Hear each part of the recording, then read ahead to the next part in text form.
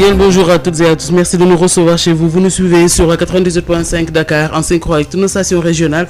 Vous nous suivez aussi sur www.sudfmsenradio.com ainsi que sur toutes nos plateformes. Merci de nous recevoir chez vous. On est le vendredi 11 septembre 2020. Le bloc d'information qui démarre Sud Matin. Bonjour Babacar Sam. Bonjour Maria, bonjour à toutes et à tous. Les titres qui seront développés à 6h45 et puis on parle encore des fortes pluies. Voilà, des fortes pluies qui continuent de causer des dégâts pour tout Kamarakunda. C'est dans le sud du pays. Cette localité est complètement isolée du reste du département de Ziguinchor. Les fortes pluies ont causé l'effondrement du pont entre Mawa et Kamarakunda. Impuissantes face à cette situation, les populations et les autorités demandent une aide d'urgence. La situation actuelle dépasse l'ampleur des inondations de 2012 selon le Parti démocratique sénégalais qui tire sur le régime en place, parle d'échec total et d'une gestion incohérente des inondations. En visite hier dans la banlieue de Dakar, le Parti démocratique sénégalais exige la dissolution des institutions budgétivores, notamment le HCCT et le Conseil économique, social et environnemental. Quelle stratégie de réinsertion sociale pour les familles qui ont été touchées par la Covid-19? Le directeur de l'action médico-sociale envisage un plan d'accompagnement et annonce dans la foulée la prochaine visite des techniciens du ministère de la Santé à Touba la Sainte en vue de préparer le grand magal de Touba dans ce contexte de Covid-19. Et puis le contradictoire reçoit donc ce vendredi El Hadj Daoud Mbaye, le délégué de quartier donc de l'unité 3 des Parcelles Assainies de Keur Massar, et Mamadou Aïdj, expert en situation d'urgence, et nous allons parler bien sûr de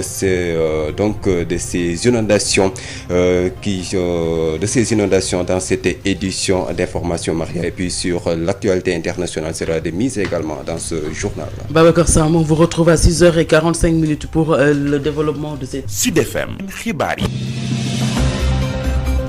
ginnaaw bi fanweeri simili ak ñaar te ko ci juróom-benni waxtu. salaamaaleykum Hadj Maodo Faye. aleykum salaam soxna Maria. ñu ngi lay ziar bu baax a baax ci aljuma ji. maa ngi lay ziar bu baax a baax. fukki fan ak benn ci weeru septembre 2020 ñu tàmbaliwaat rek ci li nga xam ne moo di taw yu foor yooyu dafa mel ni defati nañu njomme. kay defati nañu njomme soxna Maria bokk yi asalaamaaleykum nu am yéenay jukkil leen bopp xabaar yi. tàmbale ko rek fële ca butub Kamarakunda nekk ca diwaanu Ziguinchor foofee béréb la boo xam ne bi daanaka sax moom dafa mel daal dafa beru ndax daal xajji ko gu mu xajjee ko ba pont bi nekkoon foofu la itam daanaka rek ñu diggante fu li nga xam ne moo di Mawa ak tamit Kamarakunda wax nañu ne foofu kenn mënut la dem kenn mënut a ñëw mu nekk mbir moo xam ne mi mbir mu tar la te taw bi moo jaar foofu daañu ci dikk léegi ci biir xabaar yi. li aju yi tamit ci inondation yi maanaam waame meeg ndox meeg ni mu demee ci Ndakaaru ak li nga xam ne moom moo ko wër di banlieue bi waa PDS demoon nañ fa ba ñu demee ba xool mbir mi nee ñu lii moom moo gën a ñàng moo gën a doy war fopp li fi amoon ci atum 2012 ñoom nag ba ñu fa demee ba xool mbir yi dañu ne daal lii dëppawul ak itam ñu fab ay koppar di ko dugal feneen fu mel ne itam HCCT bi ak itamit conseil économique environnemental boobu nga xam ne itam dañ ko war a jëlee la foofu ndax daal koppar yi fay dugg am na feneen fu mu xajoon. laaju yi tamit ci yeneen i fànn ba tey yiteel wàllu xabaar yi ñi nga xam ne tam Covid 19 bi daf leen a alawtiku nees di man dafa tam ba tabbalaat leen ci penc mi am ci xalaat yi nga xam ne seen xam-xam màcc ci wàllu fànn boobule daañ ci dikk léegi ci biir xabaar yi daañ ci toftal itam ay gis-gis yu wuute yi tamit ci li nga xam ne moo aju fii nu toll nii ci inondation yi loolu daañ ci dikk léegi toftal ci incha allah yeneen i xabaar. jërëjëf El Hadj Maodo Faye yaatal gi juróom-ñaari waxtu lay doon. Leader incontesté de la location de voitures et du transport touristique, Sénécartour a toujours accompagné l'État du Sénégal dans sa politique de développement socio-économique. Sénécartour, une nouvelle vision du transport. Sénécartour vous offre la revue des titres à la une des quotidiens. Ce vendredi 11 septembre 2020. Bonjour Adjaratou Ndeye Marième Ndiaye. Bonjour Maria. Revue des titres que l'on démarre avec Sud Quotidien. Sud Quotidien nous parle aujourd'hui du bouclage du dialogue autour du processus électoral après des mois et des mois de concertation plus ou moins heurtés, entrecoupés par une longue pause due au coronavirus. Les acteurs politiques et civils regroupés au sein de la commission cellulaire du dialogue politique ont mis fin à leur échange au terme de leur première phase de discussion. Dakar Times. Dakar Times nous parle de la pauvreté qui s'accentue ici au Sénégal. Nos confrères se sont basés sur un rapport du FMI sur la situation économique. À la une de la Tribune. Le Sénégal entre deux feux. Nos confrères nous parlent notamment de la gestion du coronavirus et des inondations. À la une du Soleil. Pour ce qui est des inondations et pour un système sanitaire résilient et pérenne, l'État va mobiliser 500 milliards de francs CFA. De quoi nous parle l'As quotidien? Nos confrères de l'As nous parlent du chef de l'État Macky Sall qui arme Benno, c'est ce qui concerne les inondations, mais aussi le dialogue politique. Et à la une de Direct News. Nos confrères nous parlent de ces ministres et directeurs généraux qui sont donc sur le départ. Nos confrères nous indiquent qu'il s'agit de 3 ministres et un DG. Qu'est-ce qui barre la une de Libération? Nos confrères de Libération nous indiquent que des magistrats sont payés à ne rien faire faute de dossier. C'est notamment à la CREI. On se tourne les pouces. Et pour les Échos? Nos confrères du journal Les Échos nous indiquent qu'Idrissa Seck a instruit ses cadres de réfléchir sur la question. C'est notamment à cause de son message laconique sur les inondations. Idrissa Seck a donc été critiqué. À la une de Critique. 5 millions de talibés à l'assaut du virus. Nos confrères de Critique nous parlent du Magal de Touba qui sera célébré donc au début du mois d'octobre. Et nos confrères nous disent qui dit Magal de Touba dit forcément rassemblement. Donc il y aura à Touba au minimum 5 millions de personnes. Et l'on termine avec Rewmi Quotidien. Rewmi Quotidien qui nous parle de cette découverte macabre aux Parcelles Assainies et route de Boune, des cadavres de 2 jumeaux et d'un adulte découverts. Sénécartour di société bi ñu gën a ràññee ci wàllu location auto ak dem beeg dikk bi ci wàllu tourisme xam nañ ko nu ko jekk ci gunge réewum Sénégal ci développement. Sénécartour gis-gis bu bees ci wàllu dem beeg dikk bi. Sénécartour moo leen di may li gën a fës ci këru yéenekaay. ginnaaw bi fanweeri simili ak juróom-ñaar tegoo ci juróom-benn waxtu tey ci aljuma ji fukki fan ak benn weeru septembre 2020 salaamaaleykum Adjaratou Ndeye Mariam. maaleykum salaam Maria. suñu biir kër la ñu koy tàmbalee xool li nga xam ne waa Sud Quotidien moom la ñu xëyee. Sud Quotidien di ñu xamal ne commission ga ñu dénk lépp lu jublu ci wàllu dialogue politique bi seen waxtaan dafa mel ni ne daan nañ ci jeexal benn pàcc wante dafa mel ni ne am na ay poñ yu bëri yoo xam ne daal ba léegi mënuñu fexe ba daal di ci juboo. bu ñu yëree Dakar Times. Dakar Times nañu nag wàllu ndool gi ma ngay gën di fës fii ci biir Sénégal waa FMI sax ñoom ñoo daal di xam li ni mel. Tribune nañu nag war nañoo xeex lu weesu li nga xam ne nag moom mooy ndool bi xeex it lépp lu jublu ci wàllu feebar bi di coronavirus ak tamit wàllu mbënn mi. yéenekaay Le Soleil. ñu ngi xamal ne nguurub Sénégal dina daal di fësal ci lu tollook ci juróomi téeméeri milliards ngir fexe nag ba lépp lu jublu ci wàllu fajukaay yi nekk lu mucc ayib fii ci biir réew mi.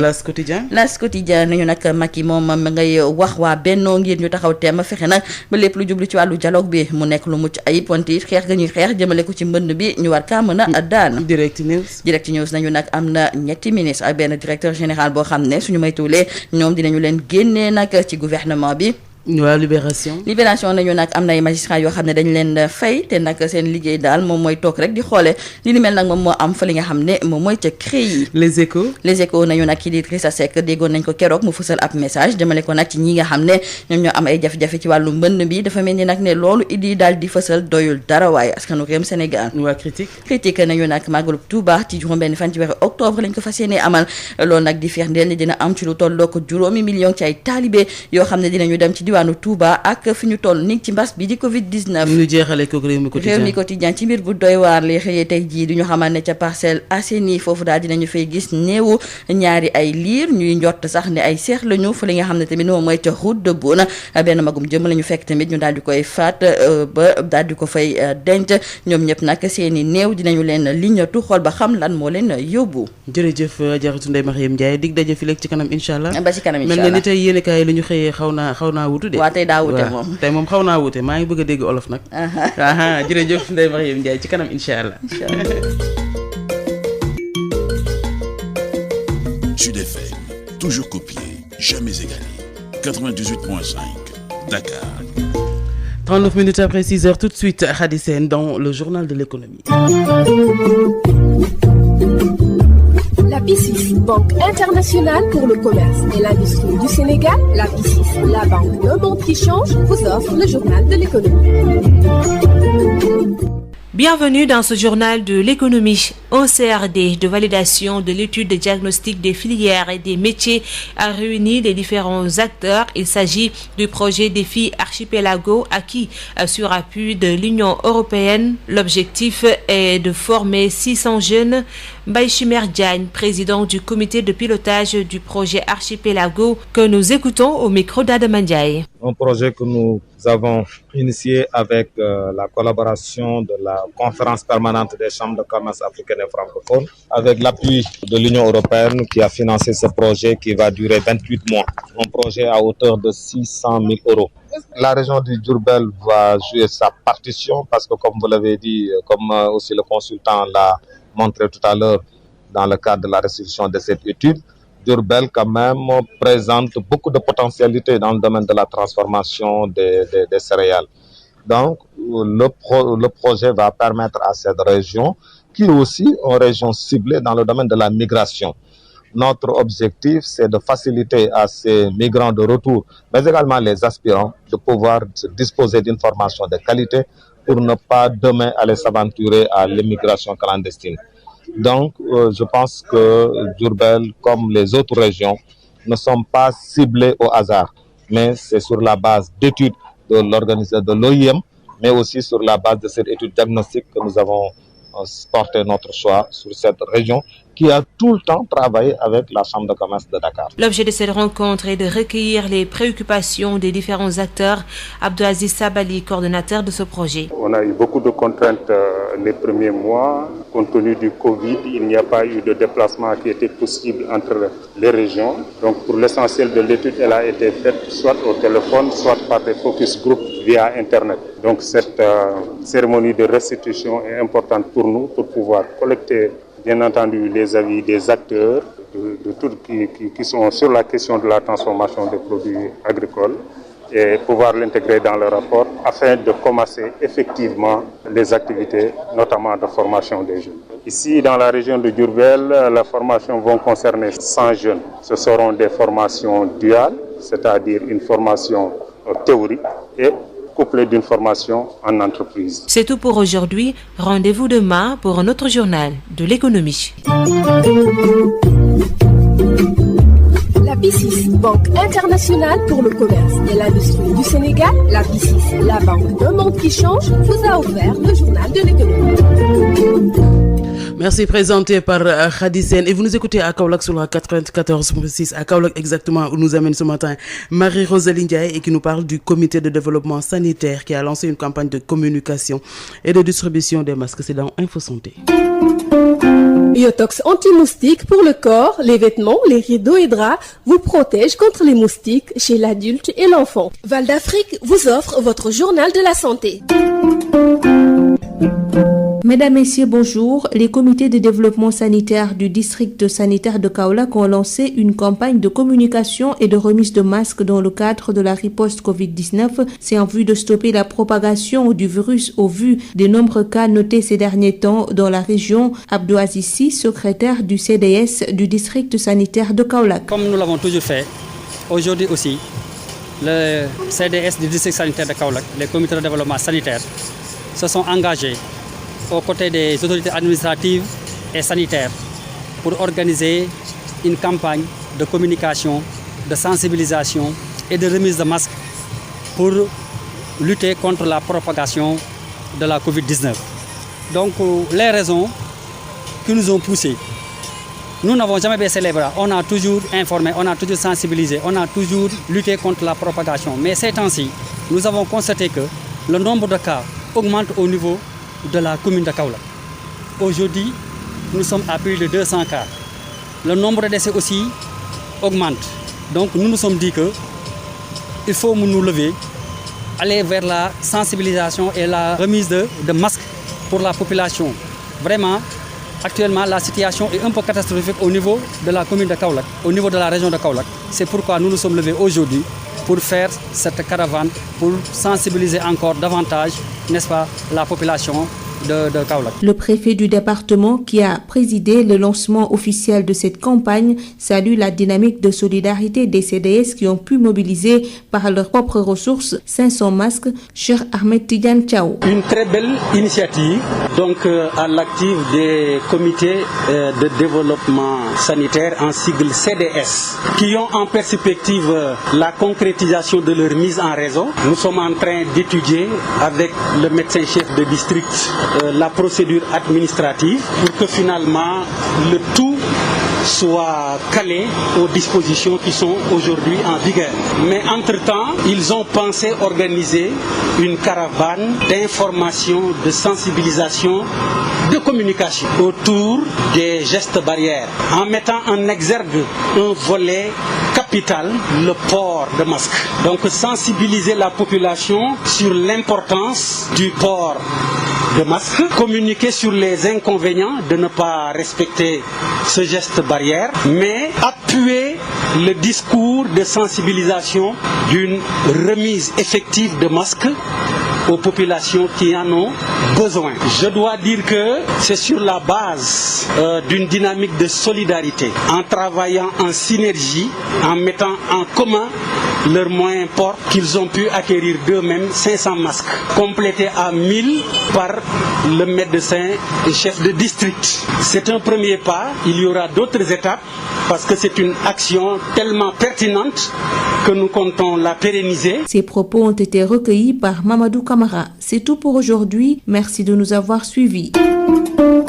Biotox anti-moustique pour le corps, les vêtements, les rideaux et draps vous protège contre les moustiques chez l'adulte et l'enfant. Val d'Afrique vous a offert votre journal de la santé. Présenté par Marie-Rose Alindiaye, 46 minutes après 6h. Bonjour Babacar Sam. Bonjour Maria, bonjour à tous et à tous. On démarre cette édition à la première vraiment de ce bloc d'information avec les fortes pluies qui continuent à faire des dégâts.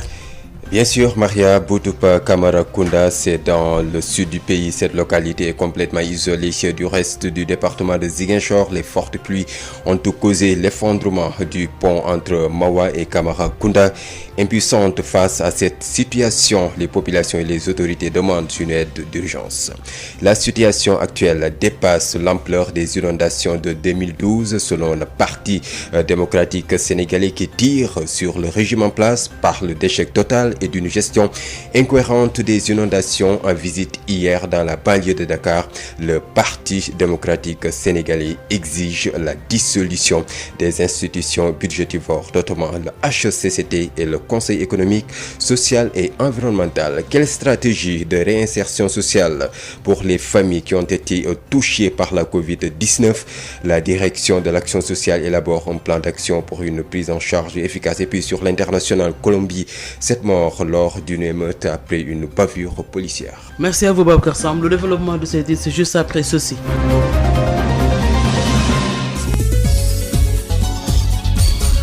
Babacar Samb qui vous dit bonjour, bienvenue et merci d'écouter Sud FM Sen Radio pour vous informer l'actualité que nous débutons avec les populations de Boutoupa Kamarakunda.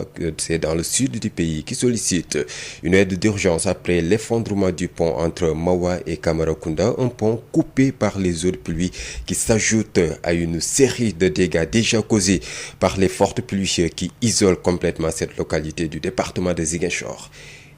La localité est en ce moment complètement isolée du reste du département. Le pont entre Mawa et Kamarakunda s'est effondré sous l'effet des eaux de pluie. À la désolation totale de ces populations impuissantes devant les dégâts, le maire de la commune de Boutoupa Kamarakunda et ses populations sur place ne font que constater les dégâts. Malangasama décrit la situation. Le pont entre Mawa et Kamarakunda.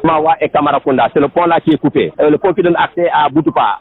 Vraiment, nous sommes avec les militaires qui sont venus pour nous donner des mains fortes sur la route pour voir comment nous pouvons, mais c'est impossible. La distance coupée peut faire au minimum 2,50 m, 3 mètres environ, voilà. Boutoupa est coupé des autres localités et en même temps aussi Boutoupa est inaccessible parce que les 3 pistes sont coupées aujourd'hui par l'eau. En passant par Boutout, pour Boutoupa aussi, toute la route là est inondée. En passant par Yabon, la route là aussi est coupée. Donc actuellement Boutoupa est inaccessible. Un pont coupé qui vient enfler le désarroi de ces populations déjà très éprouvées par les dégâts causés par ces fortes pluies. Des maisons effondrées, des voies d'accès coupées. En attendant le recensement des sinistrés, les autorités, elles, sollicitent pour le moment une aide d'urgence pour ce pont entre Mawa et Kamarakunda. Je demande vraiment des secours d'urgence aux autorités sénégalaises. À toutes les autorités sénégalaises, je demande des secours d'urgence pour la commune de Boutoupa Camaracounda qui est aujourd'hui coupée du reste du monde. Toutes les voies sont coupées aujourd'hui par ces fortes pluies. Le pont surtout nous a isolés des autres villages. Et l'accès au chef-lieu de la commune est impossible à cause de l'état de la route qui est coupé. Ce pont entre Mawa et Camaracounda, trait d'union entre Boutoupa et les autres localités, sème en ce moment le désarroi chez les populations de Boutoupa Camaracounda qui sont sorties massivement pour constater l'ampleur des dégâts dans cette zone. Cette zone où toutes les voies d'accès sont inondées et coupées par les eaux de pluie. Ziguinchor, Ignace Dey, Sud FM. Direction la région de Saint-Louis. Les récentes pluies ont impacté sur les récoltes de la campagne de cette saison 2020 car 2% des superficies n'ont pas été récoltées. L'annonce est faite en tout cas par le directeur de la SAED qui parle de perte de plusieurs hectares. Aboubakri Sow révèle que les 50% d'emblavures ont déjà été dépassés par rapport à cette campagne hivernale qui vise 40 000 hectares. Ces propos sont recueillis par Yves Tendeng. Les campagnes se succèdent donc au niveau de la vallée du fleuve Sénégal et justement c'est un de nos objectifs et c'est ce que nous voulons éventuellement vraiment intensifier pour emblaver beaucoup plus de superficie afin donc que la vallée puisse contribuer de manière sensible donc au programme national d'autosuffisance en riz. Alors pour ce qui est donc de la saison sèche chaude, nous l'avions dit plusieurs fois, c'est plus de 50 000 hectares qui ont été emblavés donc en riz, ce qui constituait quand même un record, 50 000 hectares. C'est pour la première fois donc au niveau de la vallée qu'une superficie donc aussi importante a été donc emblavée en saison sèche chaude. Aujourd'hui les récoltes sont, on peut dire, complètement terminées, mais il y a eu quand même quelques difficultés que nous avons eues. Donc on peut dire les superficies qui ont été récoltées font à peu près 98%. Il y a 2% qui n'ont pas été récoltés et ces 2% n'ont pas été récoltés malheureusement pour des problèmes donc de pluie. On a eu donc beaucoup de pluie et ça a empêché donc les gens de pouvoir donc récolter ces 2%. Et ça représente quand même une superficie qui est inférieure même à 600 hectares. Mais quand même c'est important pour quand même le producteur parce qu'il y en a quelques producteurs qui ont perdu, individuels qui ont perdu 30 hectares. C'est le cas de Loumassar, d'autres Ivan Bari qui a perdu peut-être 20 ou 30 hectares. Donc quand même c'est important. Et au niveau aussi des privés qui se trouvent donc au niveau de Rosso, il y en a aussi qui ont perdu aussi des superficies globalement qui tournent autour de 150-200 hectares. C'est assez important. Mais vu de manière globale, on voit quand même que bon, les résultats ont été satisfaisants. Et cela est dû au fait que donc les pluies sont arrivées donc plus tôt que prévu. Échec total et gestion incohérente des inondations, c'est le constat fait par le Parti démocratique sénégalais après sa visite à Thiaroye-sur-Mer, Keur Massar, Yeumbeul Sud, Djiddah, Thiaroye-Kao et Guinaw Rail Sud face au calvaire des populations. Donc le Parti démocratique sénégalais exige la suppression du HCCT et du Conseil économique, social et environnemental pour mettre à terre le financement du chef de l'opposition pour améliorer l'enveloppe du plan Orsec.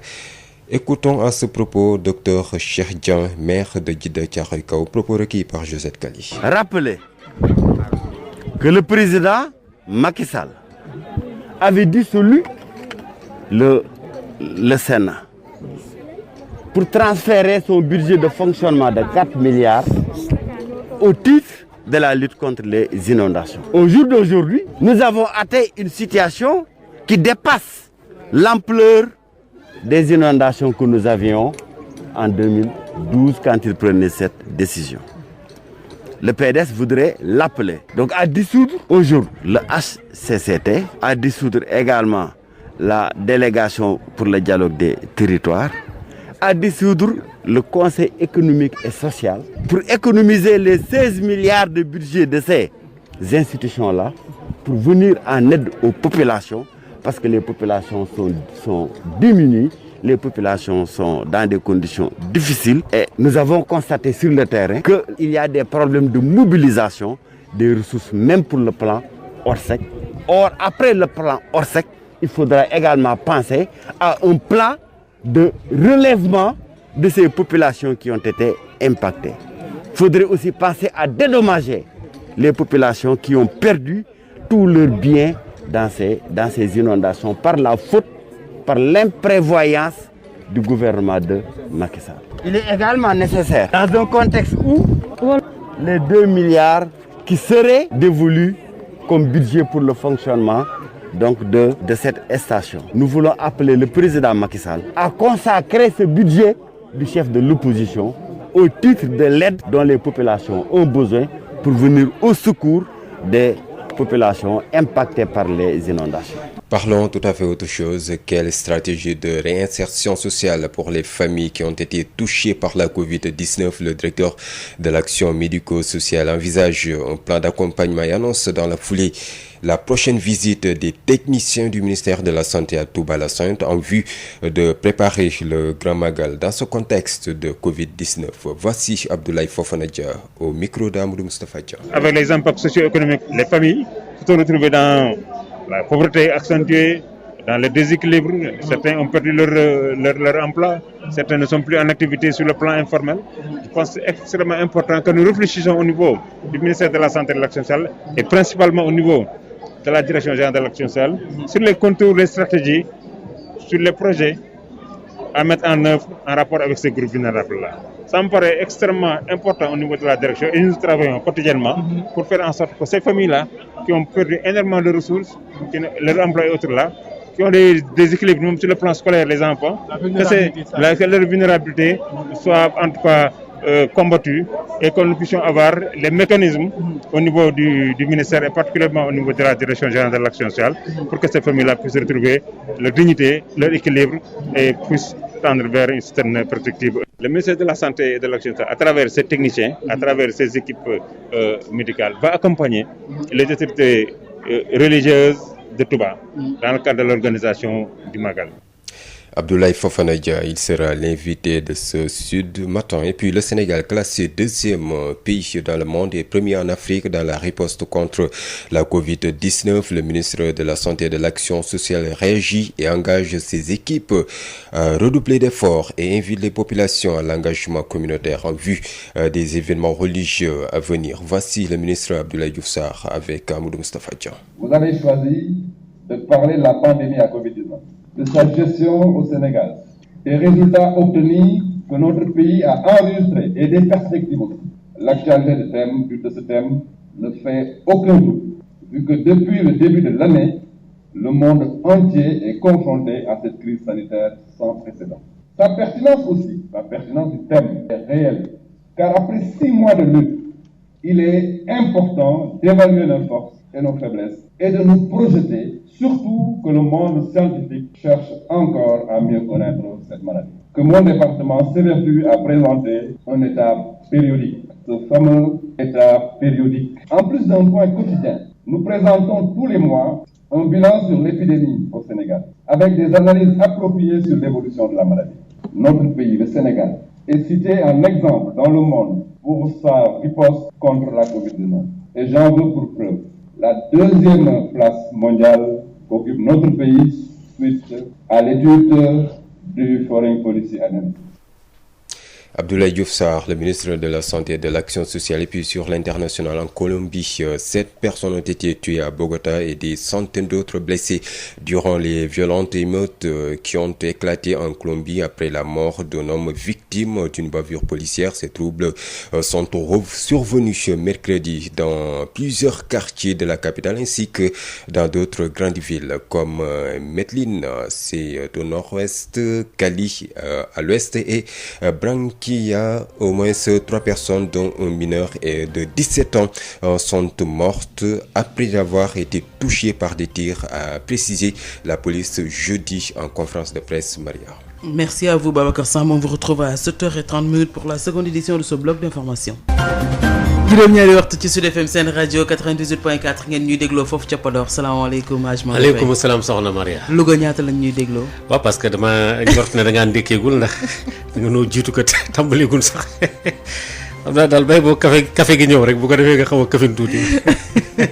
ma def yëfi Dioufeen. voilà déet voilà wax ko yëfi Dioufeen. voilà ñi sant Diouf noonu la ñuy def. kon nag mu ngi noonu nga ne Louga nañ lañ fan la ñuy 92.3 rek wala waaw baax. waaw moom lañ ñuy dégloo. jërëjëf wala 93.2. ñu ngi nuyu bu baax a baax waa Ñambur yëpp salaamaaleykum. ñu ngi nuyu waa Louga googu yëpp 93.2 ci Sud FM. 93.2 Sud FM seen rajo. kon nag mu ngi noonu. bisimilah jërëjëf soxna si ñu ngi lay ziar bu baax a baax bokki kon asalaamaaleykum ñu daal di dugg ci xabaar yi doore ko rek ca fële ca Boutouba Camara nga xam ne foofa wax nañu ne ci bët Saalumu réew mi ci diwaanu Ziguinchor foofa day bëgg nañ ku leen jàppale lool ndax mbir yi tar na ci ñoom gannaaw ba nga xamee ne sax pont ba newoon foofu la jàlluwaay ba dafa mujj nërmeelu daan ci dikk léegi ci biir xabaar yi taw yi li nga xam ne def nañ ko ci gox bu ne foofaat daan ca dem toftal ci incha allah yeneen xabaar Pape Lay moo ne ci xarala. jërëjëf Maodo Faye bu ñu taaxee loo mu yaatal ko.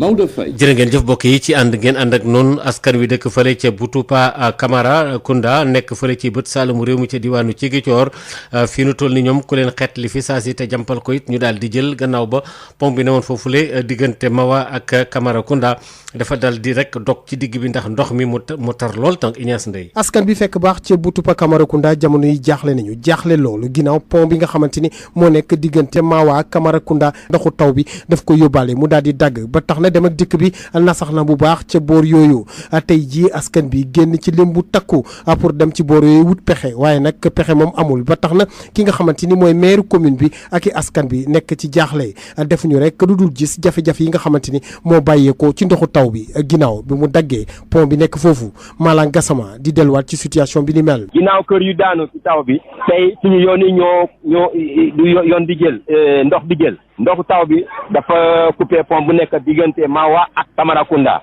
pont bi guddaay bi mun na nekk 3 mètres fu mu nekk nii ndox bi mu ngi circuler à force dañu ragal sax ku xamul su daanee foofu rek njaaxum lay nekk ma musiba lay nekk kenn ñemewul dugg traversé ak tànk c'est pas possible amul yoonu actuellement tey pour dem ci commune bi côté Boutou tamit Jidel Bambadinka pont boobu yëpp ndox la boo ñëwee ci Sindon tamit Yabon tamit côté boobu yoon bi tamit dafa dagg baaxul fu mu nekk nii Boutou pa dafa coupé ci reste du monde. di pont bi nga xamante ni jamono yi dafa daal di dagg loolu gën a ñëw yokk njàkkare askan bi fekk baax foofu ginnaaw ay dégâts yi nga xamante ni taw bi jot na koo amal foofu déjà ay kër yi nga xamante ni taw bi daaneel na ko ay mur yu daanu laata nag ñuy xayma ñi nga xamante ni ñoo am ay jafe-jafe kilifa yi ñoom ñu ngi sakku wàllu ci pont bi nga xamante ni moom moo daal di dagg foofu ca diggante Mawa ak Boutoupa.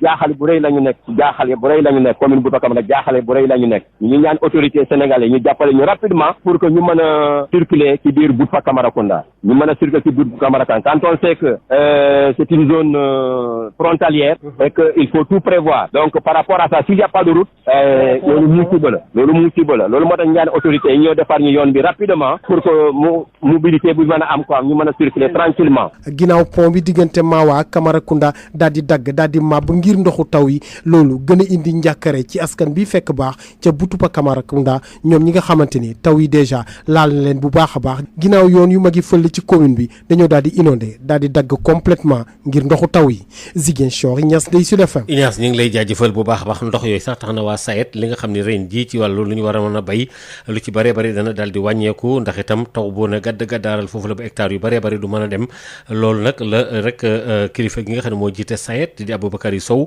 wax kii di Yves Tendeng ñu déglu ko. wax dëgg yàlla lu ñu fi aménagé ñu koy bay en toute saison parce que bu ñu waxee ndox la te ndox mi am ne irrigation la donc ñun dépendre ci taw donc boo dépendre ci taw donc mun nga donc bay saa bu la neexee loolu mooy tax ñu gën a gaaw pour mun jot donc autosuffisance bi nga xamee ne moom la autorités yi moom la Sénégal soxla donc bu ñu xoolee nag compte saison bi noor bi passé bay nañu lu toll ak 50 000 hectares loolu kenn musu ko fi def musul am donc ci biir vallée bi donc guléet donc muy am ci vallée bi loolu nag sant yàlla la wax dëgg yàlla aussi parcelles yi rafet la woon ceeb bu rafet la woon il s'est trouvé nag malheureusement bi ñu commencé récolter taw yi bu ñu ñëwee nag am li nga xamee ne yàq nañ ko ci c'est vrai que bu ñu xoolee téeméer bu nekk dafa mel ni 98% yëpp récolté nañ leen 2% yi rek moom mooy li ñu récolté wul dëgg la bariwul mais nag ñi nga xamee ne ñoom la dal lu metti la ci ñoom parce que am na ñi nga xamee ne perte nañ ay 30 hectares benn béykat bu perte 30 hectares beneen bu perte 20 hectares loolu lu bari la ci béykat bi mais boo ko xoolee globalement quand même c'est quelque chose quand même de un peu raisonnable bon ñu ngi ci te loolu nag li ko waral mooy taw bu teel a ñëw bi yàlla jàppale nañ nag bi président de la République ak le ministre de l'Agriculture bu ñu gisee loolu jàppale SAED donc mu am ay jumtuwaay ay moissonneuses batteuses à chenilles yi nga xam ne même bu tooyee suuf si tooyee mën na béy ñu jox ñi ci donc lu tollook presque fukk ak juróom-ñeent am yu bari yi nga xam ne ci biir vallée bi lañ koy loolu moo dimbali sax bi mu ñëwee ci mois d'août bi boo xoolee mois d'août bi li ñu récolté on peut dire que plus de 50% ci superficie yi yëpp ci biir août bi lañ ko récolté lu ko waral nag moom mooy bi engins yi en même temps aussi ñu jàppaleen aussi ñu am ay tentes bâchées ñu jënd ci yu doy yi nga xam ne ñi nga xam ne au magasin ñu jox leen nga xam ne bu ñu récolté seen ceeb danañ ko mën a dugal donc ci magasin loolu moo ñuy jàppale sax moo tax yàqu-yàqu bi bëri mais bu du woon loolu mën na am donc yàqu-yàqu bi gën a bëri loolu ñu ngi ciy sant yàlla bu baax ba pare di masaw ñi nga xam ne am nañu donc jafe-jafe yi donc loolu aussi il faut ñu taxaw ci xool ko xam yeneen campagne yi di ñëw comme dafa am dérèglement climatique changement climatique moom moo am ñu xool nan la ñu war a def pour vraiment bay en restant donc dans le calendrier culturel ba pare nag jumtuwaay yi ñu gën ko yokk nga xam ne vraiment problème yu mel ni donc duñ ko mën a am quoi. ci wàllu mbir yi ba léegi itam ci inondation yi may ndox yi waa PDS ñoom defoon nañ délégation mbootaay gu mag demoon ci banlieue bi ngir xooli ndox mi naka la ko askan wi di dundee waa PDS ba ñu demee fu mel ne Thiaroye-sur-Mer Kër Massar Yeumbeul Sud Djeddah Thiaroye Kaw ak Guinaw Rail Sud yooyu yëpp ba ñu nemmee koo xool waa PDS daal nee ñu ñii nga xam ne ñoo yore nguur gi dañoo nërmeelu échec total noonu la ko tubaab bi duppee maanaam defuñu fi dara tey tamit jaadu na sax yenn béréb yi fu mel ne HCCT ak tamit conseil économique social et environnemental boobu ñu daal leen di dindi loolu la Serigne Cheikh Mbacké Bara Dolly wax ci micro Josette Kadi. dañu ñëwoon tey président Abdoulaye Wade yabal ñu ak Karim Wade ngir ñu ñëw massawul ko ñi nga xamante ne dañu loru ci mbënd mi tey bi ñu xëyee nag def nañu tournée dem nañu ci commune yu bari ba tey ji ñoo ngi fii tey ci Cheikh Dieng te jeexalaguñ message bi nag moo doonoon président Abdoulaye Wade yónni ñu ngir massawu askan wi ci mbënd mu metti mi nga xamante ne jamono ji askan bi ñu ngi koy dund ñu gis ne loolu moom président Abdoulaye Wade liggéeyoon na ci liggéey bu am solo boo xam ne ni tey su fekkonte ne tey état bi ñu ñëwee dañoo wéel liggéeyam kon tey jàpp nañ ne tey jafe-jafe yi am tey ci mbënd mi tey du am waaye bi ñëwee ñoom dañoo indi seen baneen yoon jaar ca ak seen yoonu liggéeyin boo xamante ne am na différence ak nun luñ doon doxee ba tax tey mu indi tey jafe-jafe yi ñu gis ne yi tamit toll nañ foo xam ne tey am na lu mu laaj ndax ay jamono bi mu faloo mbënd mu ndaw moo amoon mu supprimer Sénat tey ji mbënd mi am tey moo gën a met jaadu woon na tey mu supprimer lu mel ni au conseil bi ak conseil économique social ak direction yi nga xamante ne amuñu njariñ même ministère yi sax suñu ko mënee wàññi ñu wàññi ndax gis nañu ne tey askan bi sonnoon na ci soxla nañu lool tey li ñuy wax chef de l'opposition xaalis boobu nga xam ne tey dañ ko war a jël war koo jël di ko jox suñu gis-gis tey mooy ñu jëloon ko tey def ko ci mbënd mi parce que loolu moo gën a faral ndax gis nañu ne ay milliards la ca milliards yooyu au lieu ñu di ko jël di ko jox nun ñu nekk ci opposition bi bu ñu sañoon li ñu gënal mooy ñu jox ko dugal ko ci mbënd mi pour askan bi ndax ku xam président Abdoulaye Wade xam ne jëmm la joo xamante ne saa soo xamante ne lu mel ni mas na am taxawaay ba mu cee taxaw askan bi yëpp danañ ko gis ndax dana jóg ñëw ànd kook ñoom li ñuy dund mu bokk ko dund ko ak ñoom loolu gis nañu ne tey manqué na tey taxawaay boobu ndax tey jii commune yi dem yëpp boo demee sa yaram day daw ndax la nga fay gis vraiment sa yaram day daw ci koo xam ne bi mu toogee wax na ne génnee na lu toll ci juróom-ñaari téeméeri milliards ak juróom-benn fukk ak juróom-ñaar kooku jàpp naa ne loolu su fekkoonte ne defoon nañ ko ci mbënd mi tey ji askan bi duñ dund tey jafe-jafe yi.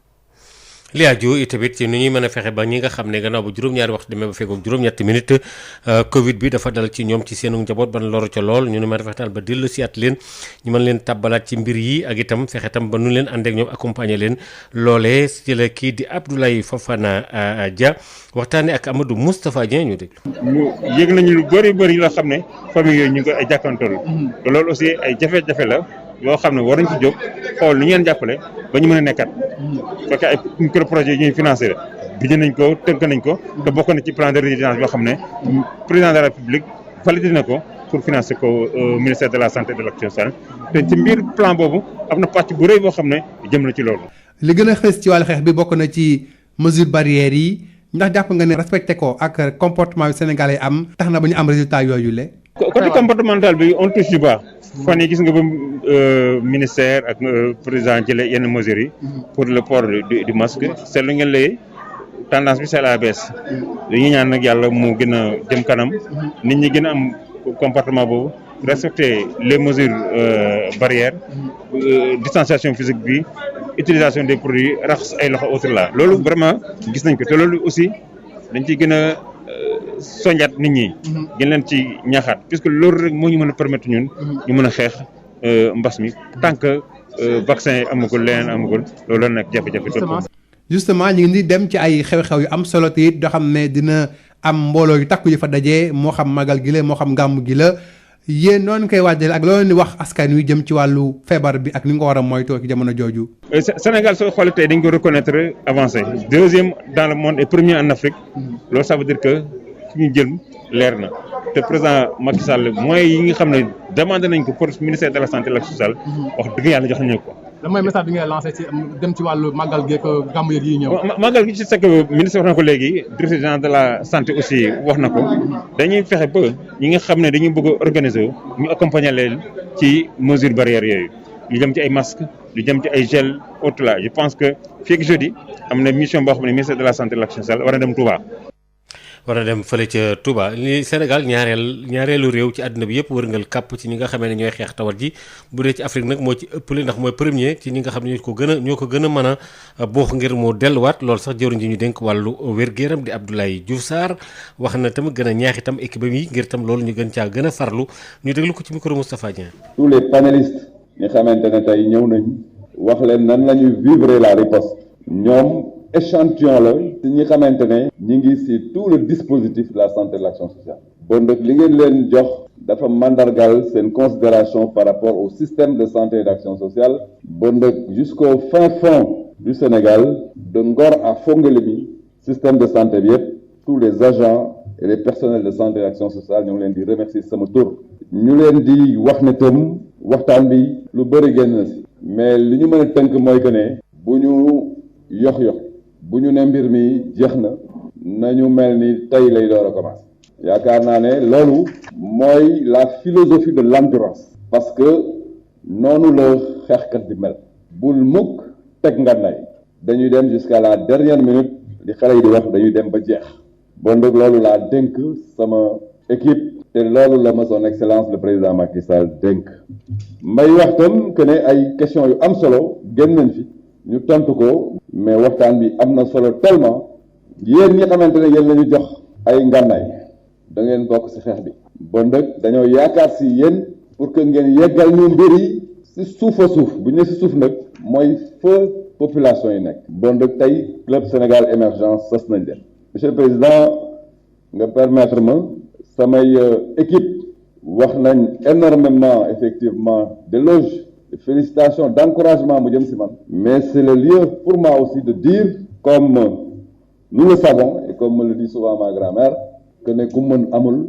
ku ñu jàppale rek moo am bon donc je crois que c'est sur cette base-là moo tax man may jéem parce que gëm naa ne il y a une équipe boo xamante ne même dans l'erreur entre guillemets c'est une formule simplement cette équipe-là me soutient donc maa ngi leen di remercier bu baax. kooku di Abdoulaye Diouf Sarr soxna Maria foofu la ñu daal di taxawal.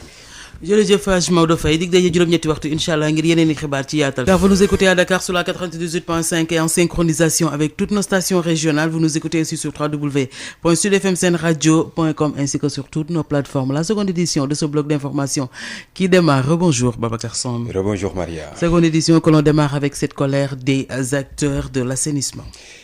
L'Association des acteurs de l'assainissement du Sénégal alerte sur les lobbies de marché de pompage octroyés à des tierces personnes. Les acteurs de l'assainissement n'acceptent plus la sous-traitance et exigent des ententes directes. Sinon, ils vont garer leurs camions de vidange.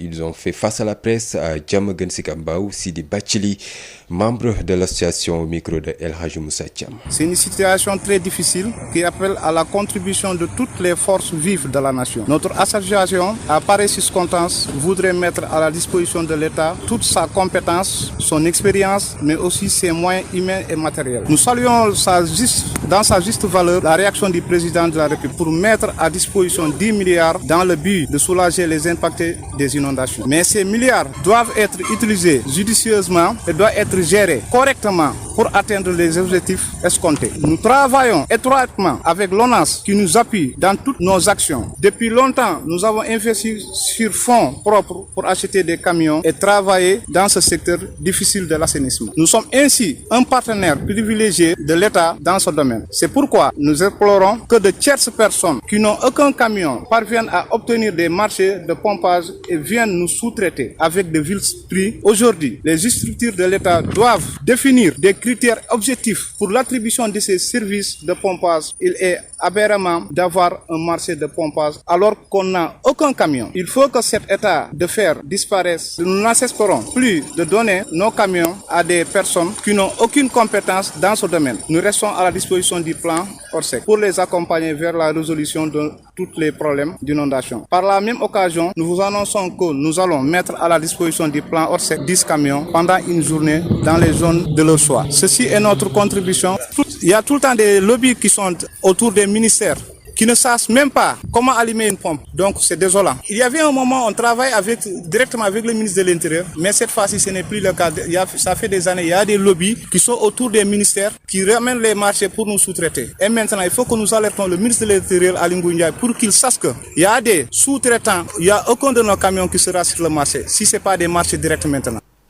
Sidi Bachili, membre de l'association des acteurs de l'assainissement du Sénégal, et puis échec total et gestion incohérente des inondations, c'est le constat fait par le Parti démocratique sénégalais après sa visite hier à Thiaroye-sur-Mer, Keur Massar, Yeumbeul Sud, Djeddah, Thiaroye-Kao et Guinaw Rail Sud face au calvaire des populations.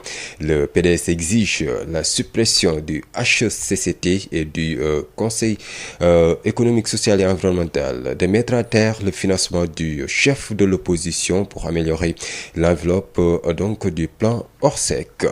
L'APR en tout cas salue l'enveloppe d'urgence de 10 milliards de francs CFA destinée aux sinistrés et au renforcement des opérations de pompage et des systèmes d'assainissement par les services de l'État. L'Alliance pour la République reste convaincue de l'efficacité du plan décennal de lutte contre les inondations validé par le président Macky Sall. Plan selon le communiqué qui nous est parvenu, qui a permis à plusieurs localités de rompre avec les amarres des inondations et de voir leur situation améliorée. Parlons justement de ces fortes pluies chez les populations de Boutoupa, Kamarakunda dans le sud du pays. Sollicite une aide d'urgence après l'effondrement du pont entre Mawa et Kamarakunda, un pont coupé par les autres pluies qui s'ajoutent à une série de dégâts déjà causés par les fortes pluies qui isolent complètement cette localité du département de Ziguinchor, nous dit Ignace Dey. La localité en ce moment complètement isolée du reste du département. Le pont entre Mawa et Kamarakunda s'est effondré sous l'effet des eaux de pluie. À la désolation totale de ces populations impuissantes devant les dégâts. Le maire de la commune de Boutoupa Kamarakunda et ses populations sur place ne font que constater les dégâts. Malang Gassama décrit la situation. Le pont entre Mawa et Kamarakunda, c'est le pont là qui est coupé. Le pont qui donne accès à Boutoupa. Vraiment, nous sommes avec les militaires qui sont venus pour nous donner des mains fortes sur la route pour voir comment nous pouvons, mais c'est impossible. La distance coupée peut faire au minimum 2,50 m, 3 mètres environ, voilà. Boutoupa est coupé des autres localités et en même temps aussi Boutoupa est inaccessible parce que les 3 pistes sont coupées aujourd'hui par l'eau. En passant par Boutout, pour Boutoupa aussi, toute la route là est inondée. En passant par Yabon, la route là aussi est coupée. Donc actuellement Boutoupa est inaccessible. Un pont coupé qui vient enfler le désarroi de ces populations déjà très éprouvées par les dégâts causés par ces fortes pluies. Des maisons effondrées, des voies d'accès coupées. En attendant le recensement des sinistrés, les autorités, elles, sollicitent pour le moment une aide d'urgence pour ce pont entre Mawa et Kamarakunda. Je demande vraiment des secours d'urgence aux autorités sénégalaises. À toutes les autorités sénégalaises, je demande des secours d'urgence pour la commune de Boutoupa Kamarakunda qui est aujourd'hui coupée du reste du monde. Toutes les voies sont coupées aujourd'hui par ces fortes pluies. Le pont surtout nous a isolés des autres villages. Et l'accès au chef-lieu de la commune est impossible à cause de l'état de la route qui est coupé. Ce pont entre Mawa et Kamarakunda, trait d'union entre Boutoupa et les autres localités, sème en ce moment le désarroi chez les populations de Boutoupa Kamarakunda qui sont sorties massivement pour constater l'ampleur des dégâts dans cette zone où toutes les voies d'accès sont inondées et coupées par les eaux de pluie. Ziguinchor, Ignace Dey, Sud FM.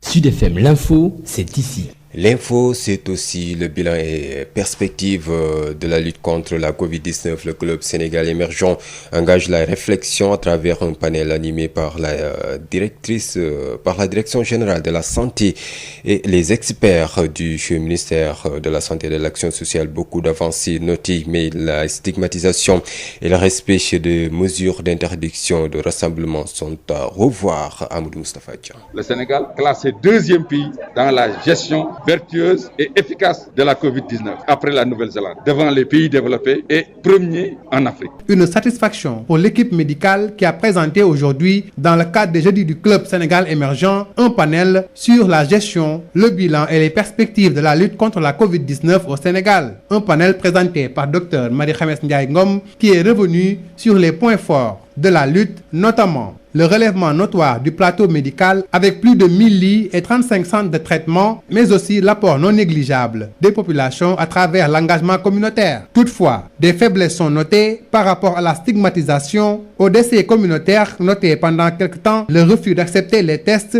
entre autres insuffisances, le non-respect des mesures d'interdiction de rassemblement, mais aussi l'irrégularité de fréquentation des offres de soins par rapport aux autres maladies. À la 37e semaine, Dr Marie-Khémesse Ndiaye indique que les cas contacts ainsi que les cas de décès sont en baisse. Toutefois, en vue des grands rassemblements comme le Magal, Dr Marie-Khémesse Ndiaye mise sur l'engagement communautaire. Ça ne fait pas de difficulté, c'est nous-mêmes qui l'avons identifié, ça a de l'insuffisance dans l'encadrement et nous allons, dans les perspectives, on l'a si bien dit, continuer la sensibilisation. La sensibilisation, c'est un processus continu, la communication, pour que, en tout cas, on ne peut pas éviter ces grands rassemblements, mais dans ces grands rassemblements, tout ce qu'il faut faire, c'est faire respecter les gestes barrières. Le masque, c'est difficile, ça ne faisait pas partie de notre culture, mais nous sommes en train de le faire. Nous comprenons les modes de contamination de la maladie, l'écart entre les personnes, mais également l'hygiène individuelle et collective en se lavant les mains. Pour sa part, Youssoupha Diallo, président du Club Sénégal émergent, se réjouit des bons résultats obtenus par le Sénégal dans la lutte contre la Covid-19 et engage les populations à ne pas baisser les bras. C'est la rigueur, c'est l'efficacité, mais c'est aussi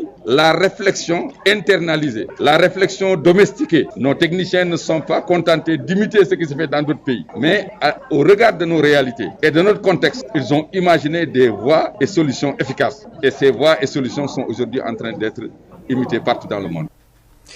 Quelle stratégie de réinsertion sociale pour les familles qui ont été touchées par la Covid-19? Le directeur de l'action médico-sociale envisage un plan d'accompagnement et annonce dans la foulée la prochaine visite des techniciens du ministère de la Santé et de l'Action sociale à Touba la Santé en vue de préparer le Magal dans ce contexte de Covid-19. Et puis c'est par Kédougou que le ministre en charge des mines et de la géologie a commencé sa tournée dans la région naturelle du Sénégal oriental. Sophie Gladiment est venue appuyer les nombreuses familles vivant de l'exploitation artisanale et semi-mécanisée de l'or durement impactées par la crise sanitaire. Maria.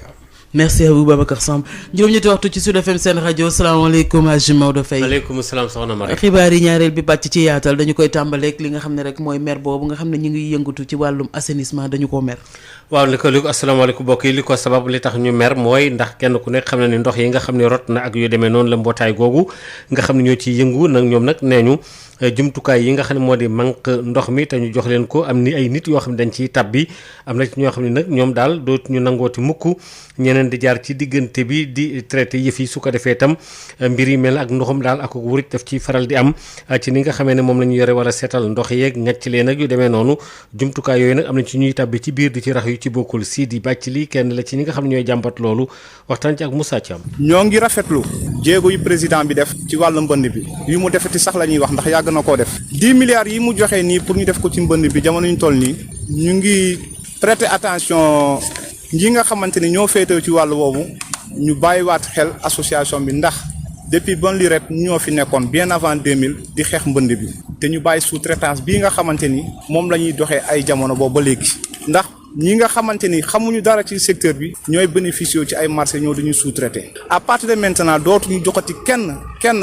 benn camion ou benn pompe pour nga war a mën a liggéey kon boog ñu ngi dénoncer loolu nga xamante ni mu ngi am xëy na président de la république yëgu ko ñu ngi ci alerter aussi le ministre de l'intérieur Aly Ngouille Ndiaye léegi concernant ce qui est des camions jël nañ 10 camions yi nga xamante ni attribué ko pour état bi moom mooy xool zone Soham ñu war fa liggéey benn fan loolu yàgg nañ ko koo def ak ñoom waaye loolu dafa yàgg am parce que ñun ku ñu xam-xam ni ci mbënd la ñuy yëngu ak ci ay villes religieuses mbënd yi fi am muy 2000 muy 2007 muy 2005 ba moom président de la république ci boppam bu muy diggu ci canotte bi di wàcc biir Bellevue ñun la àndaloon avec le feu ministre Issa Mbaye Samb en 2005 ñu ñoo nekkoondoo ci biir ndox bi guddi ak bëccëg compter inondation de ku ñu koy waxati dafa am ñi nga xamante ni des soi-disant vidangeurs ñoo ñoo jël ay marché xamuñu fu ñuy taalee pompe xamuñu luy pompe xamuñu luy hydrocureur ñoo ñoo jël ay marché du ñu sous-traité lii di ministre de l'intérieur moom lañ ci alerté tax moom mooy piloté plan Orsec bi kon moom la ñuy adressé directement pour mu xam li xew ci biir ñu mun ko koo leeral jamono ju ñu toll nii ñun dañoo ne lànk du ñu dem fenn du ñu liggéey fenn lu dul direct mais marché indirect dootuñu ko liggéeyal ci nit ñi. PDS am na délégation bu mag boo xam ne bii ki ko jiite woon moo di Cheikh Mbacké Bara Dolly demoon nañ ci fi nga xam ne fi la ndox mi nekk ci banlieue bi waaye ñoom nee ñu dañoo waaru ndax nguur gi dafa nërmeelu lépp loo xam ne aju woon na ci wàllu defeen mbir yi nañ ko war a doxale daal dañoo échec loolu la ñu mujj tënk gannaaw ba ñu ne Abdoulaye Wade moo leen yónni woon foofu la APR ñoom ñi ngi rafetlu fukki milliards yi nga xam ne génne waat nañ ko jëmale waat ko ci ndox mi ak itam xeetlee ko tam ñetti milliards yi leen ci askan wi ñu ne plan décennal bi daal jàpp nañ ne lu rafet la te njort nañ ne it loolu luy baax lay doon askan wi nekk fële ca Boutaba Camaracounda Boutoupa Camaracounda nekk ci bët Saalumu réew mi ñoom daal nee ñu ndimbal lu gaaw sax la ñu bëgg ndax gannaaw ba nga xamee ne pont bi nekk foofu lay pont bi dox ci diggante Mawa ak Camaracounda dafa daal di nërmeelu ndox mi nag moo ko sabab ñu nekk ci ay jiixi jaaxa Ignace Ndeye. askan bi fekk baax ci Boutoupa Camaracounda jamono yi jaaxle nañu jaaxle loolu ginnaaw pont bi nga xamante ni moo nekk diggante Mawa ak Camaracounda ndoxu taw bi daf ko yóbbaale mu daal di dagg ba tax na dem ak dikk bi nasax na bu baax ca boor yooyu tey jii askan bi génn ci lim bu takku pour dem ci boor yooyu wut pexe waaye nag pexe moom amul ba tax na ki nga xamante ni mooy maire commune bi ak i askan bi nekk ci jaaxle defuñu rek lu dul gis jafe-jafe yi nga xamante ni moo bàyyeekoo ci ndoxu taw bi ginnaaw bi mu daggee pont bi nekk foofu Malang Gassama di delluwaat ci situation bi ni mel. ginnaaw kër yu daanu ci taw bi tey suñu yoon yi ñoo du yoon di jël ndox di jël ndoxu taw bi dafa coupé pont bu nekk diggante Mawa ak Camaracounda pont bi guddaay bi mun a nekk 3 mètres fu mu nekk nii ndox bi mu ngi circuler à force dañu ragal sax ku xamul su daanee foofu rek njaaxum lay nekk musiba lay nekk kenn ñemewul dugg traverser ak tànk c'est pas possible amul yoonu actuellement tey pour dem ci commune bi côté Boutou tamit Guidel Bambadinka pont boobu yëpp ndox la boo ñëwee ci Sindon tamit Yabon tamit côté boobu yoon bi tamit dafa dagg baaxul fu mu nekk nii Boutoupa dafa coupé ci reste du monde. di pont bi nga xamante ni jamono yi dafa daal di dagg loolu gën a ñëw yokk njàkkare askan bi fekk baax foofu ginnaaw ay dégâts yi nga xamante ni taw bi jot na koo amal foofu déjà ay kër yi nga xamante ni taw bi daaneel na ko ay mur yu daanu laata nag ñuy xayma ñi nga xamante ni ñoo am ay jafe-jafe kilifa yi ñoom ñu ngi sakku wàllu ci pont bi nga xamante ni moom moo daal di dagg foofu ca diggante Mawa ak Boutoupa. jaaxale bu rëy la ñu nekk commune Boutoupa Camara jaaxale bu rëy la ñu nekk ñu ñaan autorité sénégalais ñu jàppale ñu rapidement pour que ñu mën a circuler ci biir Boutoupa Camaracounda ñu mën a circuler ci Boutoupa Camaracounda quand on sait que c'est une zone frontalière et que il faut tout prévoir donc par rapport à ça s'il y a pas de route loolu musiba la loolu moo tax ñaan autorité yi ñoo defar ñu yoon bi rapidement pour que mobilité bu mën a am quoi ñu mën a circuler tranquillement ginnaaw pont bi diggante Mawa ak Camaracounda daal di dagg daal di màbb ngir ndoxu taw yi loolu gën a indi njàkkare ci askan bi fekk baax ca Boutoupa Camaracounda ñoom ñi nga xamante ni taw yi déjà laal na leen bu baax a baax ginnaaw yoon yu mag yi fël ci commune bi dañoo daal di inondé daal di dagg complètement ngir ndoxu taw yi Ziguinchor Ignace Ndeye Sud FM. Sud FM. xeex bi ñuy xeex li aju ci wàllu Covid 19 bi ak i tamit club Sénégal bi nga xam tam Sénégal émergent lañ ko duppee ñu taxaw ci thème ngir amaloon ci jotaay yoo xam ne dañ ci doon xalaat ci xel kilifteefu soxna si nga xam ne mooy directrice générale bu wàllu wér-gu-yaram Amadou Moustapha Dieng. réew Sénégal am na taxawaay bu am solo ci xeex jàngoro bi di Covid 19 li ko waral moo di càmbar yi mujj génnee ci àdduna wërngal kap moo ko jël ñaareel fii ci Afrique moo nekk ca bopp ba looloo tax ñi nga xam ne ñoo ŋànk lépp lu jëm ci wàllu wér-gu-yaram doon amal benn panel di waxtaanee li ñu got a def ci xeex bi ak it nekk suñu kanam ki nga xam ne mooy docteur Marie Khemesse Ngom Ndiaye nga xam ne am na ay jéego am solo ñuy def fu mu nekk nii ñu ngi si fanweeri semaine ak juróom-ñaar waaye jàpp nañu ne sax limu kaa yi wàcc na bu baax a baax te loolu le taxawaayu kër docteur paj mi waaye it askan wi ni ñu àndee ci paj mi muy engagement communautaire moo ko waral ci beneen fànn muy xamale ne am na yoo xam ne faw ñu koy xoolaat ko mu jëm ci wàllu stigmatisation maanaam ñi ñuy singalee ñi am feebar bi ras ci dolli ay jamono amoon na ñoon faatu ci biir kër yi ñu wax décès communautaire waaye it gën a bàyyi xel ci li jëm ci wàllu ñi bañ ñu testé leen ak jafe-jafe yi am ci ñaax sénégalais yi ñu respecté bañ di dagaloo ci ay mbooloo ci yenn ci bërëb yi muy xam ne sax ci wàllu woowule ministère bi dina taxaw temm gunge ñi am ay dage ci wàllu diine yu mel ni màggal gi ngir ñu gën a mën a ñaax askan wi ci wàllu engagement communautaire boobule. dañ ciy gën a dolli ànd ko acteurs communautaires yi nga xam ne yéen ñoo ngi au cœur du système docteur Ousmane Gueye wax na ko bu ñëwee communication sur le risque xëy na am mais engagement communautaire moom yéen a ngi fi depuis la préparation ànd ak chef religieux yi ànd ak collectivité territoriale maire yëpp pour vraiment liggéey loolu donc su nekk nii màggal baa ngi ñëw gàmmu gaa ngi ñëw donc insuffisance la parce que ñun dañoo bëgg di dem mais day def suñu kéemtalaay kattan ba nga xam ne dans les grands rassemblements dañ koy jéem rek boo ko jéemee rek nga mën ko. Youssoufa Diallo mi jiite Club Sénégal émergent di xam ne waxtaan wi li ko taxoon jug moo di gaaral dëgg-dëgg taxawaayu kër docteur rawatina nguur gi ci xeex jàngoro bi waaye nag muy ñaax askan wi dina xamal ne fu mu nekk nii xeex bi jeexagul. kon nag nañu laxasaa yi ba nga xam ne daal corona dinañ ko mën daan ci lu dul yàgg ci ndimbalu yàlla ci kilifteefu ministre de la santé waaye nag li ci des ba des ci tey ji te personnel santé bi wane ko mooy bu ñu amee fulla bu ñu amee fayda mën a jàpp te duñu bàyyi et incha allahu rabbi émergence bi président Macky Sall di woote 2035 balaa ñoo àgg 2035 incha allahu rabbi ci ndimbalu yàlla loolu dinañ ci mën a àgg. ca fële nga xam ni moom moo di ca boori Kédougou nga xam ni ministre bi ñu dénk lépp loo xam aju na ci wàllu mine yi ak wàllu suuf si gas gën ciy gas ak ci aju ci wàllu bell yi di ciy génn di Sophie Gladima moom ci boppam demoon na foofule ngir rek itam jàppale njaboot yi nekk ci gox yooyu la ci seenub liggéey ak itam wàllu artisanal ñu déglu ko ci micro Boubacar Tamba. ñëw de dolli waat ndaxte fu mu nekk nii foog naa ne kon nañ leen dimbale bi mbas mi amee mais gën ko yokk ndaxte ba ñu tëjee ñoom dama leen di gërëm itamit ndaxte ba ma nee dañuy tëj ñoom ñëpp dañu nangu tëj muy nekk sa orpaillage ak ñu nekk semi mécanisé donc toog nañ lu mot juróom-benn weer liggéeyuñu fu mu nekk nii xoox nañu xam nañ ne xoox nañu ñu ñëwoon nag pour jàppale leen si li nga xam ne tey yaakaar nañ ne suñ si liggéeyee mën nañ am leneen lépp sax xëy na lu nekkoon si ordre mooy tricycle yi andi leen matériel andi leen ceeb andi leen suukar andi leen dëwlin andi leen eau de javel itamit loo xam ne mooy li ñuy naan presse à huile bi nag itamit diw la si moo si nar a génn dañuy essayer rek su doxee dinañ jéem a xool yeneen GIE yi itam naka la ñuy def ba jàppale leen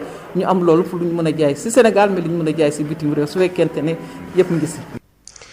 ci li aju yi tamit ci li nga xam ne moo jëm rek ci ñi nga xamee ne dañuy ñaax askan wi ci diwaan ba li nga xam ne moo bëteeg boor yi Sédhiou ngir rek ñu mën a dem ci taxawaay yoo xam ne yi daal ay jumtukaay lay doon maanaam yu jëm ci lépp loo xam ne dañ koy jëfandikoo produit yi jëm ci li ñuy jëfandikoo ci service yu bëree bëri ci alxames yi sax am na ndaje mun ci amaloon ngir xool loolee nuñ koy gën a mën a jàppandala ci xarala gi ak itam li aju tamit ci wàllu météo tam ñu bàyyi wàlla ko ci xel ndax lu mu ci mën a doon lu ne loolee dafa muk jàngat xam ko kii di Ibrahima Sarr moom nekk ci fànn boobu la waxtaan ci ak Moussa Dramé. dañ ñëwoon ci région yi pour ñëw mën a waxtaan ak acteurs yi. benn xam-xam bu ñuy wax météorologie. météorologie nag moom mooy xam-xam bi màcc ci mbirum natt ak peese. mais nag xam-xam boobu dafa tumuranke parce que ñu bëri xamuñu ko. même soo seetee ñu ngi koy def chaque jour ñu bëri xamuñu ko donc ñu yaakaar ne daal waroon nañ ñëw waxtaan ak nit ñi xam loo leen ko. ba pare xam loo leen importance bi parce que ñoom suñuy liggéey bëgg a jaay fii Sénégal ak jaay ci bitim réew. il faut que ñoom ñuy defar qualité. te mënoo defar qualité fekk nattoo ko donc nattukaay donc dafa am solo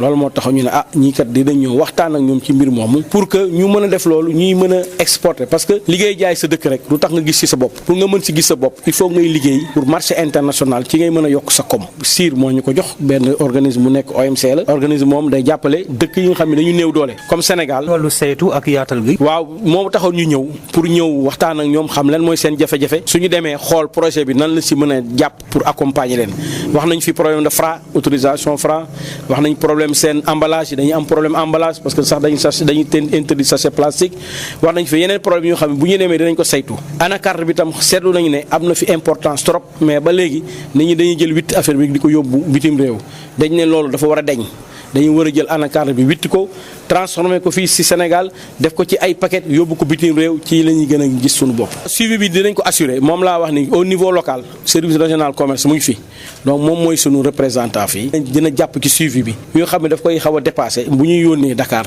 wala mu wooñu ñu ñëw jàpp ci suivi bi quoi.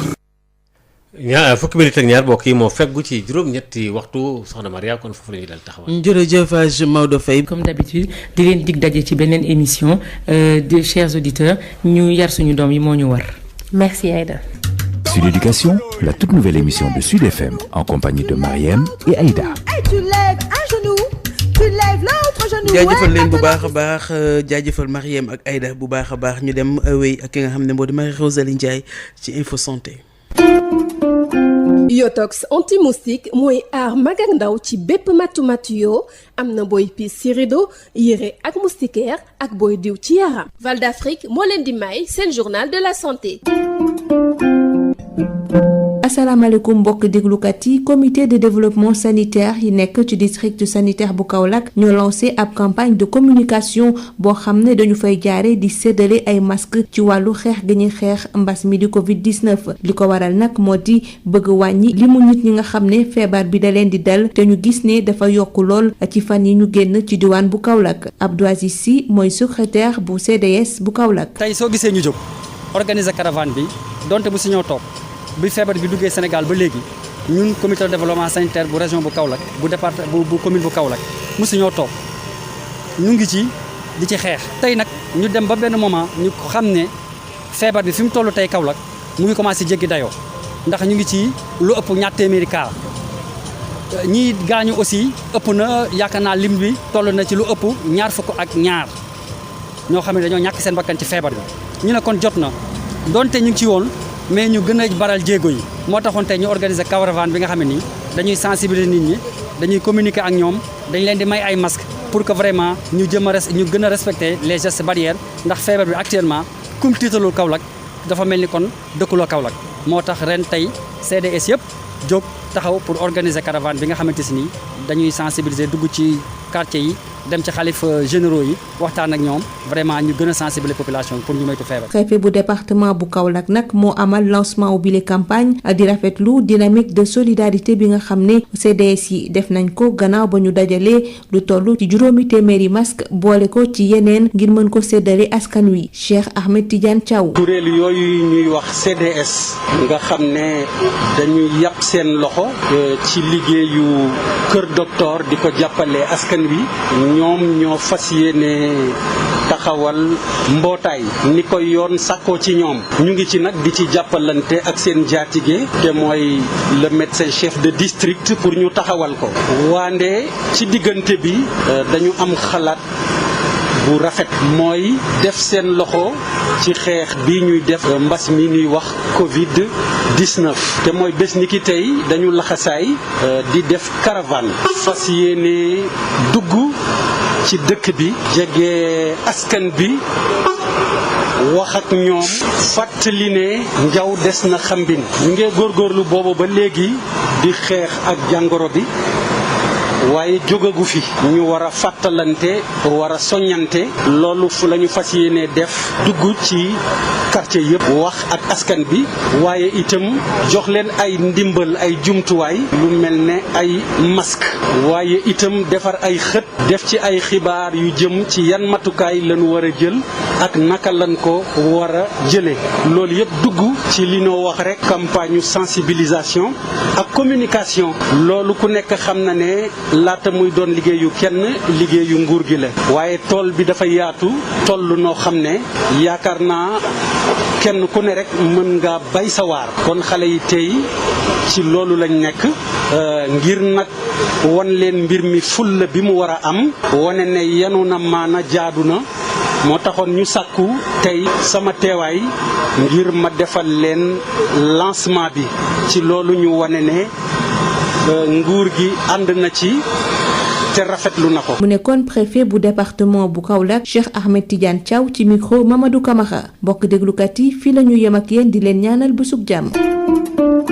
Yotox anti-moustique mooy aar mag ak ndaw ci bépp matu-matu yoo am na booy piis ci rido yére ak moustiquaire ak booy diw ci yaram. Val d'Afrique moo leen doon may seen journal de la santé.